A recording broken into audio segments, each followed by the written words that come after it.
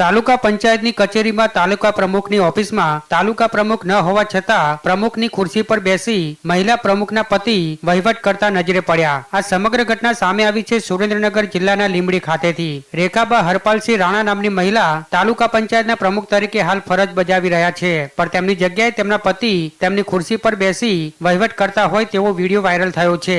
પત્ની પ્રમુખ તરીકે ચૂંટાઈ છે, પણ પત્નીની જગ્યાએ પતિ પ્રમુખની ખુરશીમાં બેસી વહીવટ કરતા વિડીયોમાં નજરે પડ્યા છે। ત્યારે લીંબડી તાલુકા પંચાયતના મહિલા પ્રમુખની જગ્યાએ તેમના પતિ શાસન કરતા હોવાના આક્ષેપ લાગ્યા છે।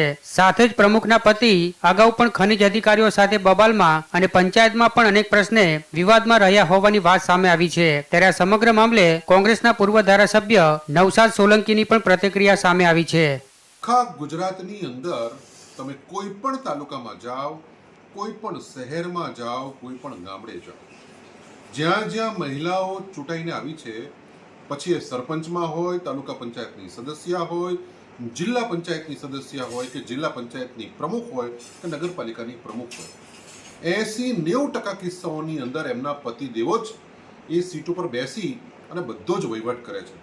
અને 70-80% કિસ્સાની અંદર એ એમના પત્નીઓની ખોટી સહીઓ પણ કરે છે અને એફએસએલમાં મોકલે તો દૂધનું દૂધ અને પાણીનું પાણી થઈ જાય।